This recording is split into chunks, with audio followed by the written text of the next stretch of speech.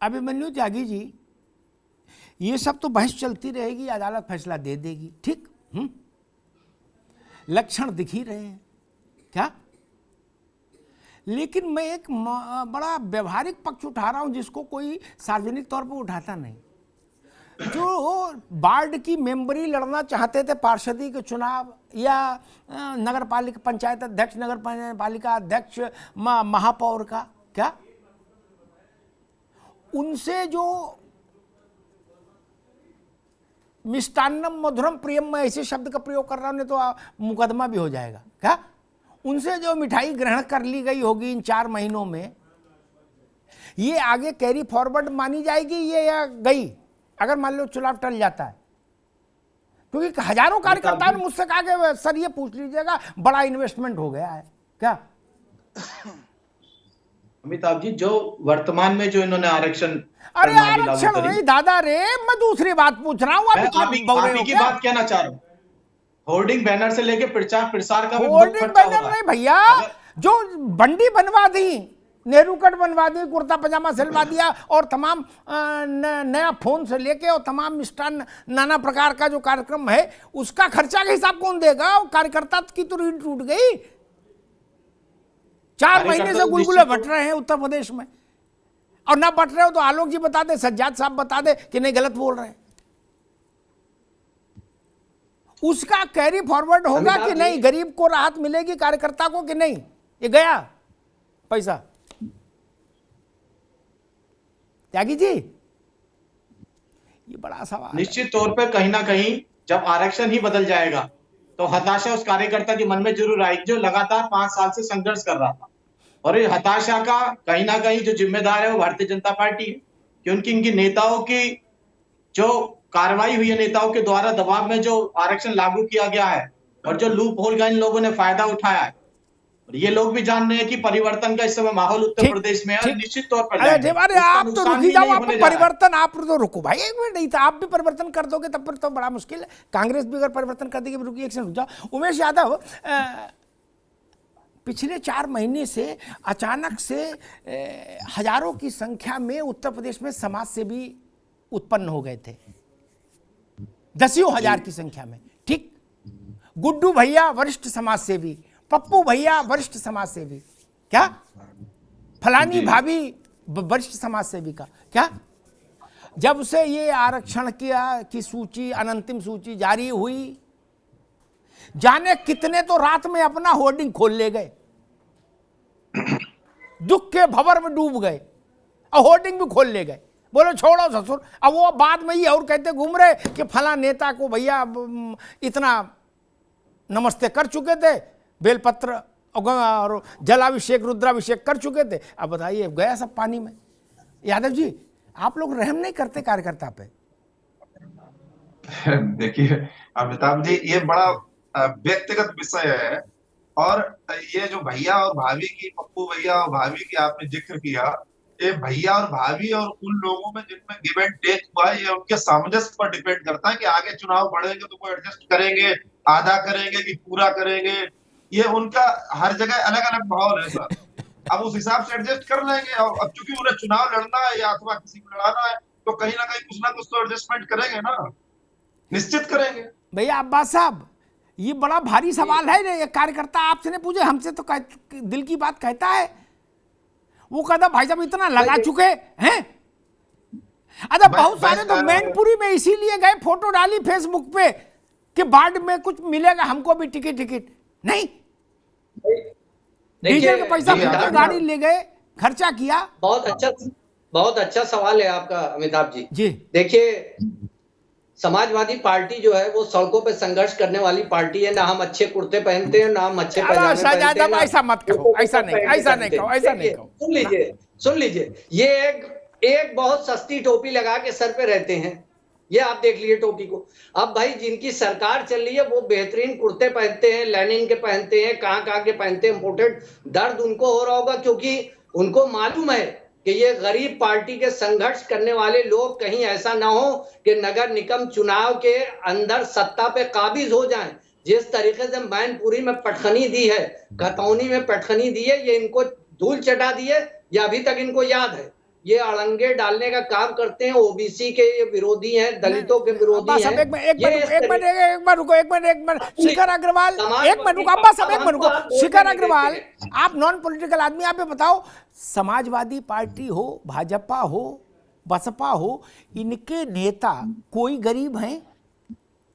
सफेद कुर्ता, सफेद पैंट, सफेद जूता, सफेद मोजा, 10 अंगूठी, कई तो 12-15 भी फंसा लेते हैं एक में, दो है। 250 ग्राम की चेन जिसमें बकरी बंध जाए, क्या मोटी, और 4 फोन, 2 इस हाथ में 2 उस हाथ में। ऐसे नहीं सबके यहां मिलते। गलत कह रहा हूं भैया? बिल्कुल ठीक कह रहे हैं आप। नहीं तो पार्टी के सम्मेलन करा के देख लो, फोटो खींच के दिखा दूंगा। और अब अब्बास साहब बता रहे कि साहब हम लोग तो गरीब लोग हैं, 1 रुपए की टोपी लगा लेते हैं। अंगूठी देख लीजिए, छोटी अब बताइए। है, चांदी की अंगूठी है, एक आप अग्रवाल अंगूठी साहब। देख लीजिए, और आप मेरे कपड़े देख लीजिए। तो हम लोग सादे जीवन जीते हैं, गांधी जी के आचरण पर चलने वाले अनुयायी हैं। अब आप उमेश यादव जी, सच्ची बात है कि नहीं बताओ, है? देखिए साहब, आजकल अगर तो हमारी गुलदस्ता भी 1000-1200 का आ रहा भैया। गेंदा गुलदस्ता कोई ले रहा है क्या? देखिए अमिताभ जी, हमारा तो खुला के भुक्कावादी है सर। हमारे यहाँ तो कुछ है ही नहीं। किराए के मकान में कार्यालय चला रहे हैं, गाड़ियों और आप अभी कह रहे थे कि रैली करा दीजिए, हमारी रैली करा दीजिए क्या? जब हमारी रैली हो तो आप भेज दीजिए। 18 तारीख को महिला कार्यक्रम है मऊ में, आप देखिएगा किस तरीके का कार्यकर्ता और नेता इकट्ठा होता है। हमारे पास कुछ नहीं है सर।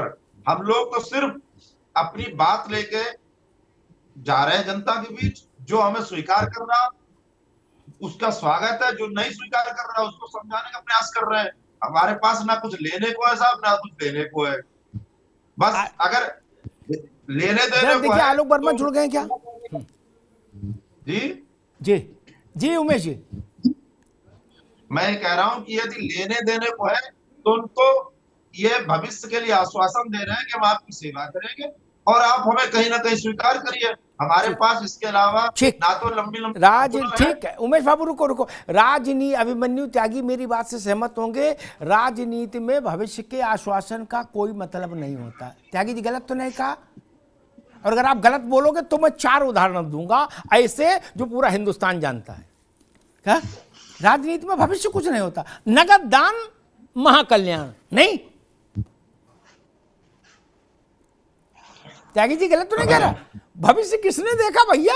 जो आश्वासन दे रहा है वो आपकी उस पार्टी में रहेगा कि नहीं रहेगा ये किसी को नहीं पता। क्या करोगे? अमिताभ जी, ये सारी बातें तो सुनकर और सोचकर भी मुझे लगता है कि भाजपा का जो कार्यकर्ता है, जिसे इन्होंने सबसे ज्यादा लॉलीपॉप बांट रखी है या आश्वासन दिया कि लॉलीपॉप मिलेगी, वो जरूर हताश होगा। और हताशा में ऐसा ना हो जाए आरक्षण बदल जाए तो नेताजियों को दौड़ा ना ले। जिस तरह से दिल्ली में भी घटना देखी कि एक विधायक जी को ही दौड़ा लिया था कार्यकर्ताओं ने, तो ऐसी हताशा और निराशा का दौर भी देखने को आगे मिल सकता है। अच्छा, ये शिखर जी एक बात बताओ, ये अगर मान लीजिए आयोग ने, हाई कोर्ट ने कहा कि नहीं, रिजर्वेशन का साइकिल पूरा होना चाहिए और ट्रिपल टेस्ट की प्रक्रिया से रिजर्वेशन को गुजारिए, उसके बाद चुनाव करवाइए, मान लीजिए आदेश दे दिया, तो संवैधानिक तौर पर ये अच्छी चीज हो जाएगी। लेकिन व्यवहारिक और राजनीतिक तौर पे आपको नहीं लगता हजारों के दिल टूट जाएंगे, सपने टूट जाएंगे, बेहोश हो जाएंगे? हैं? तो किसी ने खेत गिरवी रख दिया होगा, किसी ने ट्रैक्टर गिरवी रख दिया होगा। नहीं भाई, 4 महीने से सदाव्रत बट रहा है, 4 महीने से भंडारा चल रहा है यूपी में। जिसे पार्षदी लड़नी है उसके घर सब खाना खा रहे 4 महीने से।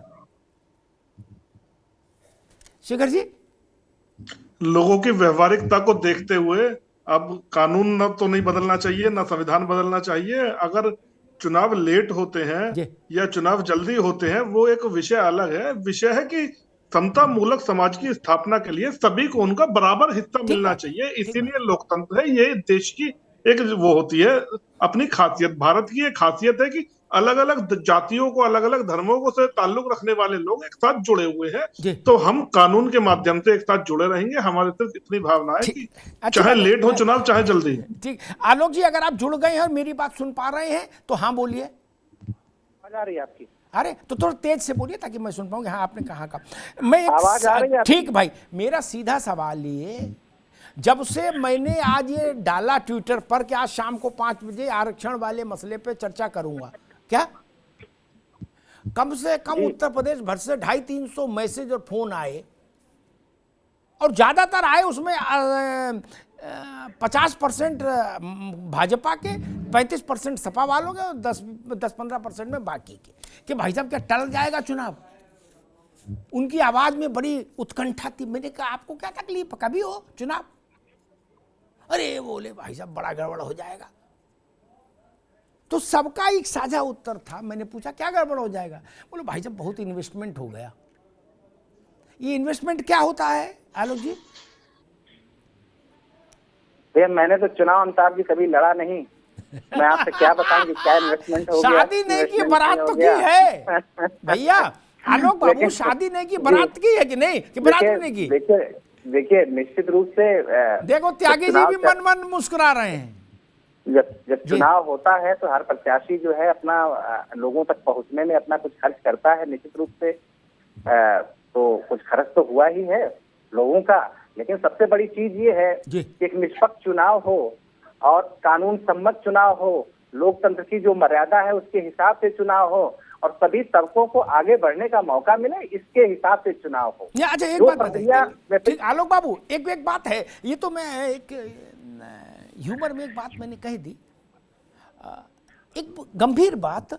अगर मान लीजिए, अगर मेरे ऊपर नाराज मत हो जाएगा, अगर लगा रहा हूं बड़ा सा अगर हाई कोर्ट ने कहा कि दोनों चीजों का पालन नहीं हुआ, जिनका पालन करना कानूनन अनिवार्य था, इसलिए हम चुनाव को रोकते हैं, सरकार इन दोनों चीज़ों का पालन करे, पालन करने के बाद हाई कोर्ट में कंप्लायंस रिपोर्ट फाइल करे, उसके बाद चुनाव कराए, तो चुनाव टल जाएंगे। फिर ये चुनाव होंगे जाके बोर्ड के इम्तिहान के बाद, जो मेरी जितनी समझ कहती है, ठीक? तब क्या सरकार इस बात की जिम्मेदारी लेगी कि मर्यादा रखो भाई, ये नहीं चलेगी? याचिकाकर्ताओं के पीछे कौन खड़ा हुआ है कि समाजवादी पार्टी खड़ा कर रही है, ये अपनी भाषा का मर्यादा रखे। इसमें मर्यादा कौन सी खत्म हो गई साहब? हमारे पीछे समाजवादी पार्टी है क्या? अरे साहब आपके पीछे होगी? आप जाने दीजिए ना साहब, आप अपना काम हमारे पीछे है क्या? दुनिया समझ रही तो है ना। आप भी अपना काम कीजिए, दुनिया को समझने दीजिए। अरे मैं तो आप अपना इतने काम ज्ञानी कर ही नहीं है, ठीक, ना अखंड ज्ञानी आप बने, ठीक कि इतने अखंड ज्ञानी नहीं है आप। मैं भाई आगे सबकी बात आगे